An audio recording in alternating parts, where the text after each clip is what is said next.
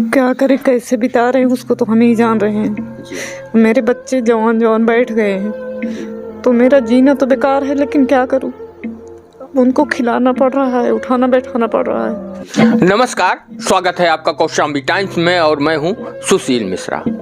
भारत के ऐसे लाखों बेरोजगार युवा हैं जिनके हाथों में डिग्री तो है लेकिन वो कुछ कर नहीं रहे हैं, पूरी तरह से बेरोजगार हैं। ऐसे में वो लोग भारत सरकार को दोषी मान रहे हैं। आज हम ऐसे एक युवक से मिलवाएंगे आप लोगों को जिन्हें देखकर आप भी सोचने पर विवश हो जाएंगे और इनके हौसले को सलाम करेंगे।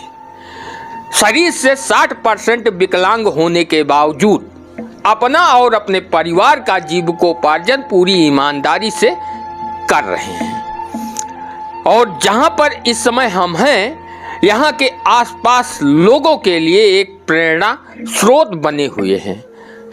इस समय हम हैं उत्तर प्रदेश के प्रतापगढ़ जनपद के विश्वनाथगंज विधानसभा के गुनई सुकुलपुर वासुपुर ग्राम सभा में और आज हमारे साथ हैं अमित शुक्ला जी।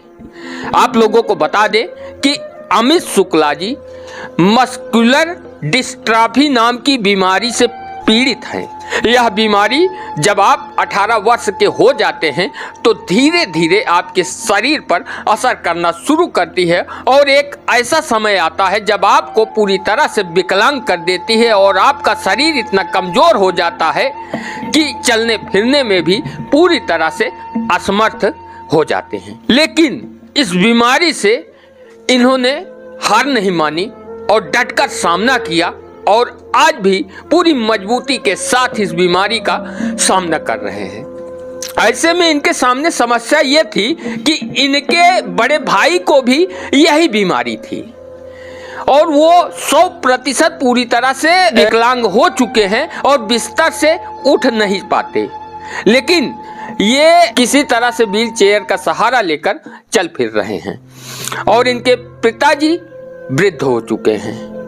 तो समस्या ये थी कि घर का चूल्हा कैसे जले और इनके जो सबसे छोटे भाई हैं उनकी उम्र इस समय 22 वर्ष है और इस बीमारी ने उन पर भी असर डालना शुरू कर दिया है। कैमरामैन से कहेंगे कि एक बार तस्वीर के माध्यम से उन्हें भी दिखाने का प्रयास करें। देख सकते हैं कि धीरे धीरे इनका शरीर भी कमजोर होने लगा है। अब हम बता नहीं सकते कि यह इनकी जब उम्र कितनी होगी तो कितना परसेंट जो है विकलांग होंगे, क्योंकि जो भाई साहब ने बताया उसके अनुसार यदि यह किसी परिवार में बीमारी होती है तो घर के सबसे बड़े लड़का होता है, उसे पूरी तरह से ज़्यादा असर करती है। उसके बाद जो बच्चे होते हैं वो उनसे कम असर करती है। तो अब ये स्पष्ट नहीं कहा जा सकता कि ये कितने परसेंट विकलांग होंगे या ऐसे ही रहेंगे और इसका कोई इलाज भी नहीं है। लेकिन अमित शुक्ला जी ने इस बीमारी से हिम्मत नहीं हारी और आज ये अपने घर और परिवार का जीविकोपार्जन कर रहे हैं और समाज को शिक्षित भी कर रहे हैं।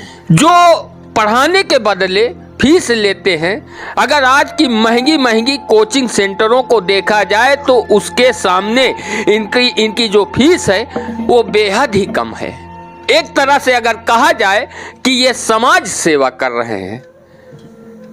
जिनको खुद दूसरों की मदद की आवश्यकता है वो दूसरों को मदद कर रहे हैं और समाज को शिक्षित कर रहे हैं, समाज में शिक्षा का प्रचार और प्रसार कर रहे हैं बेहद ही कम पैसे में। अमित शुक्ला जी हमारे साथ हैं, इनसे बातचीत कर जानने का प्रयास करेंगे कि आखिर इस बीमारी का इन्होंने अभी तक क्या इलाज कराया और इस बीमारी का इस दुनिया में इलाज है या नहीं। शुक्ला जी आपका स्वागत है और आपके जज्बे को सलाम है। धन्यवाद जी। मेरा नाम अमित कुमार शुक्ला है। ये बीमारी आपके परिवार में कब शुरू हुई? ये मुझे तो मेरे बड़े भाई जो कि दिल्ली में रहते थे तो उनको थोड़ा जब लगभग 12 साल हो गए तो थोड़ा मालूम चला। हम बहुत छोटे तब पहले स्वस्थ थे तो उसके बाद मालूम चला इलाज जो कि शुरू हुआ एम्स से सफदरजंग में भी, जो कि धीरे धीरे जानकारी मिली। फिर धीरे धीरे उम्र हमारी बढ़ती गई तो फिर हमने भी देखा कि हमारी एज 12 साल 14-18 साल जैसे करीब होने लगी तो हमारे लगा कि महसूस हो रहा था वीकनेस को हो रहा था। ये मतलब मस्कुलर डिस्ट्रॉफी एक ऐसी बीमारी है जो कि यहाँ पूरे बॉडी को वीकनेस करती है। बस जैसे जैसे उम्र बढ़ती जाएगी वैसे दूसरों के सहारे पे आ जाते हैं। किस उम्र में जो है आपको असर शुरू हुआ इस बीमारी का? जी मेरी जानकारी में तो लगभग 18 साल के बाद ही मालूम चला कि थोड़ा सा चलने में थोड़ी सी दिक्कत लग रहा है, कि मतलब वीकनेस हो रहा है, कमजोरी आ रही है। अभी तक आपने कहाँ इलाज कराया? हमने सबसे पहले स्टार्टिंग एम्स में किया था। तो एम्स में हमारा ऑपरेशन हुआ था, जो कि ऑपरेशन से मांस का टुकड़ा निकाला गया, वो बाहर कहीं गया था विदेश। तो वहाँ से उन्होंने जांच करके क्या रिपोर्ट हमें प्राप्त हुई, तो मस्कुलर डिस्ट्रॉफी का नाम उसमें किया गया। उन्होंने बताया कि इसका इलाज अभी तो नहीं है, जब कभी भी वर्तमान में आएगा आने वाले समय में तब हम आपको अवगत कराएंगे किसी न किसी सूचना से। और इसको आयुर्वेदिक दवाई भी हमने किया, बाबा रामदेव जी की यहाँ भी 1 साल की मतलब किया दवाई। रामदेव जी ने क्या कहा है? जांच की? वहाँ पर उन्होंने जांच किया मस्कुलर डिस्ट्रॉफी, जो कि पंचकर्मा हुआ, थेरेपी के माध्यम से हुआ। तो वहाँ गए तो वहाँ एक लाभ मिला था, जैसे बहुत पतले दुबले थे तो वहाँ से फ़ायदा ये मिल गया कि मतलब शरीर थोड़ी सी हेल्थी हो गई। नहीं तो पूरे हमारी सीने की जो हड्डियाँ वो गिन सकते थे, जैसे गिनती की 1 2 3 4, तो वहाँ से लौटे थे तो वहाँ से थोड़ा लाभ यही मिला। एक्सरसाइज अभी भी कर रहे हैं क्या? हाँ, एक्सरसाइज प्राणायाम वगैरह करते हैं। तो उसका बेनिफिट मतलब उसका अभी तो कुछ समझ नहीं होता, वो तो अपना काम कर ही रही है जो बीमारी है, तो वैसे चलता रह रहा। बहुत दिन किए भी, कभी कभी कर भी देते हैं कि, लेकिन हमारा जो विभाग मतलब शिक्षा से जुड़े हुए हैं, हमारा काम सुबह मॉर्निंग से 6 बजे बैच शुरू हो जाती है और शाम तक ही पढ़ाते रहते हैं। आपकी कोचिंग क्लासेज में कितने बच्चे हैं? हमारे कोचिंग क्लास में 110 के लगभग हैं। कितनी फीस लेते हैं? हम आज मतलब पीजी से लेकर प्ले ग्रुप से 8 तक 250 रुपये लेते हैं, जिसमें तीनों सब्जेक्ट पढ़ा देते हैं, और बाकी 9 से लेकर और उसके बाद तैयारी भी करवा देते हैं। इंग्लिश की हमारा मोस्ट सब्जेक्ट इंग्लिश है, तो इंग्लिश हम जहाँ तक लोग तैयारी तक पूरा करवा देते हैं। आपकी शैक्षिक योग्यता क्या है? हम MA हैं, मास्टर डिग्री है हमारे पास, MA है।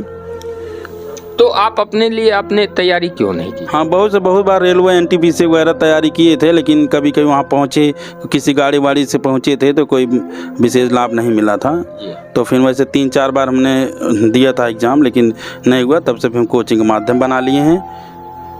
अभी आपसे बातचीत हो रही थी तो आपने कहा कि हम शिक्षा के माध्यम से समाज सेवा भी कर रहे हैं। हाँ जी, इसलिए मतलब हम सोच रहे हैं कि आज के अगल बगल हमने देखा कोचिंग सेंटरों हैं बहुत सारे, जो कि उनकी फीसें ज़्यादा से ज़्यादा हैं। तो हमने सोचा अगर हम भी उन्हीं की तरह ज़्यादा कर देंगे तो हमारे बेचारे गरीब बच्चे भी यहीं पे हैं, वो भी पढ़ना चाहते हैं, इच्छा जाहिर करते हैं। तो इस विषय से हमने फ़ीस अभी बस उतना ही रखा हुआ है जितना लोग आराम से दे सकते हैं। गांव का लग्जरी जीवन नहीं होता, यहाँ पर ग्रामीण रहते हैं और जरूरी नहीं है कि सब पैसे वाले हों, ग्रामीण हैं, गरीब भी हैं। ऐसे में जिस तरह से अमित शुक्ला जी यहाँ पर शिक्षा का प्रसार और प्रचार कर रहे हैं और इसी शिक्षा के दम पर अपने परिवार का जीविकोपार्जन कर रहे हैं। पिताजी आपके क्या करते हैं? जी, हमारे पिताजी ड्राइवर हैं जी। तो वर्तमान समय में क्या? वर्तमान समय में हमारी माता जी की तबीयत खराब हो गई थी, जो कि घर पर ही हैं इस समय। बस ऐसे चल रहा है काम, जैसे थोड़ा बहुत जीविकोपार्जन हेतु थोड़ा हम कमा लेते हैं उसे। सबसे छोटे भाई क्या कर रहे हैं? सबसे छोटे भाई की दुकान है छोटी सी, उसे वही चलाते हैं।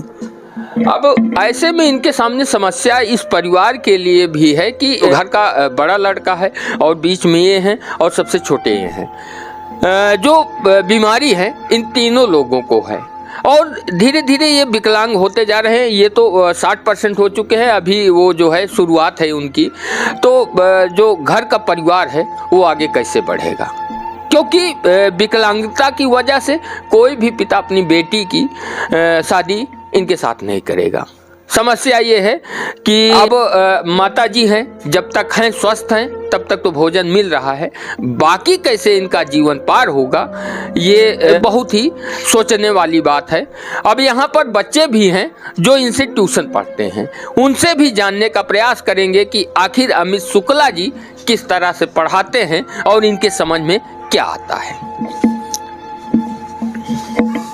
क्या नाम है? शुक्ला जी। किस क्लास में हैं आप? 8th में। गुरुजी पढ़ाते हैं आपके अमित शुक्ला जी, तो क्या समझ में आता है कुछ? यस सर जी। और विद्यालय कहाँ है आपका? हम सरस्वती विद्या मंदिर में, सगरा सुंदरपुर। सगरा सुंदरपुर जाते हैं। कोचिंग आप कब से पढ़ रहे हैं? हम छोटे थे तभी से, पीजी से। जी। आपका नाम? सर मोहम्मद इब्रार। ये बताइए किस क्लास में हैं? 12।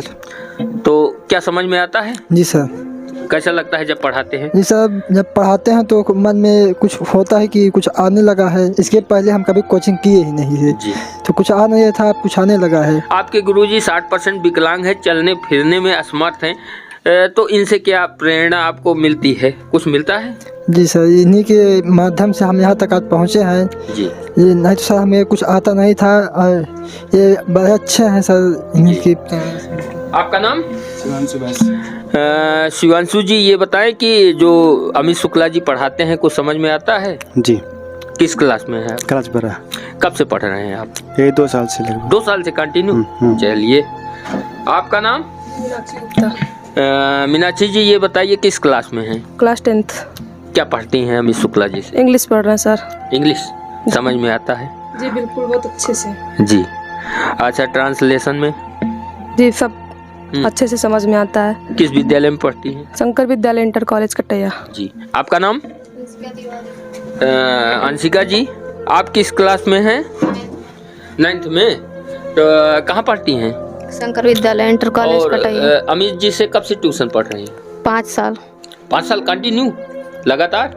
हाँ। अच्छा, ऐसा क्या पढ़ाते हैं? इंग्लिश पढ़ाते हैं। इंग्लिश पढ़ती हैं। और बाकी सब्जेक्ट कैसे तैयारी करती हैं? बाकी सब्जेक्ट और समझ में आता है। नहीं, जैसे यहाँ पे कितने सब्जेक्ट पढ़ाए जाते हैं? यहाँ पे अगर हमें नहीं समझ में आता है तो हम सारे पूछ लेते हैं, सर बता देते हैं, नहीं तो इंग्लिश पढ़ते हैं। आपका नाम? किस क्लास में हैं? Class 10th। कहाँ पढ़ती हैं? शंकर विद्यालय इंटर कॉलेज। आप कब से पढ़ रहे हैं? हम 1 साल से। 1 साल। इसी गांव में है आप? Yes sir. कैसा पढ़ाते हैं? अच्छा पढ़ाते हैं। समझ में आता है? क्या लगता है 10th में कितने % आएंगे आपके? कुछ बता सकती हैं? पूरे 100 आएंगे और क्या। 100 आएंगे तो आप यूपी टॉप करेंगे। जी। तब तो आप शुक्ला जी का तो पूरे यूपी में टॉप कर डाल देंगे। जी। चलिए, ये था इनके बच्चों से बातचीत, और आप प्रयास करेंगे कि इनके बड़े भाई हैं जो चलने फिरने में पूरी तरह से असमर्थ हैं, उनको भी दिखाएंगे और दिखाएंगे कि एक परिवार एक ऐसी बीमारी से जूझ रहा है जो पूरे परिवार को ही नष्ट करने पर उतारू है, जिसका इलाज अभी पूरी दुनिया में नहीं है। जी। क्या नाम है आपका? आपको कब से हुई? ये 12 साल से।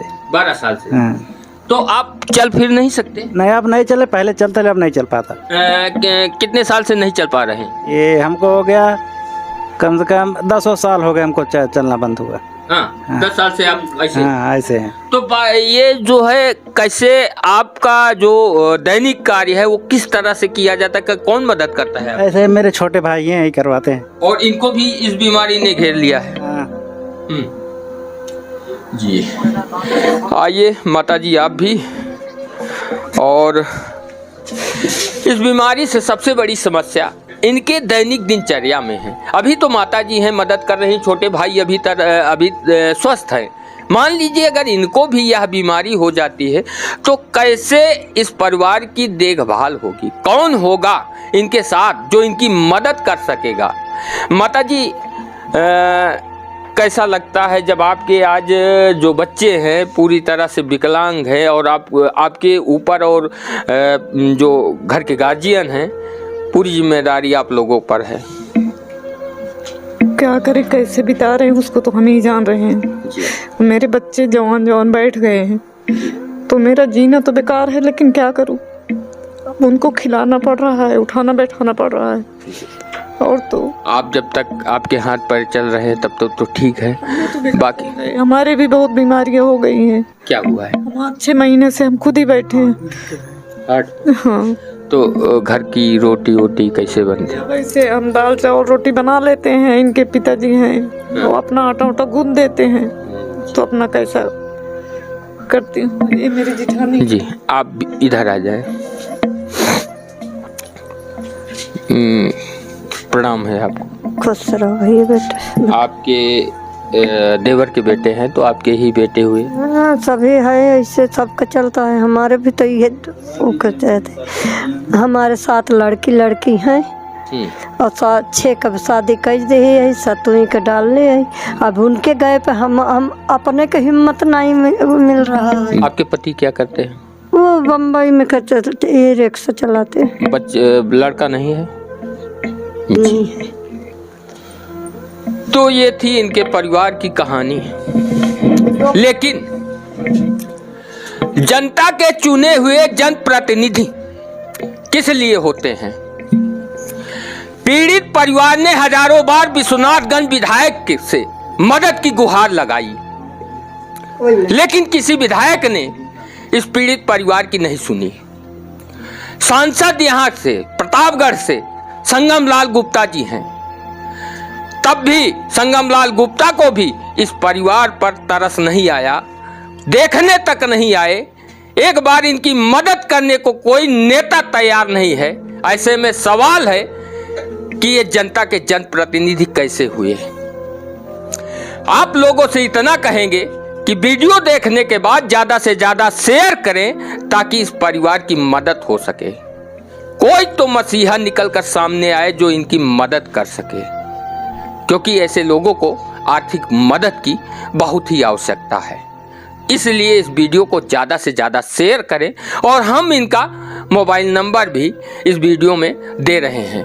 यदि कोई इस वीडियो को देखने के बाद इनसे बातचीत करना चाहे तो कर सकता है, और इनकी मदद करना चाहे तो बहुत ही अच्छा होगा इस परिवार के लिए। और अब हम कुछ नहीं कहेंगे।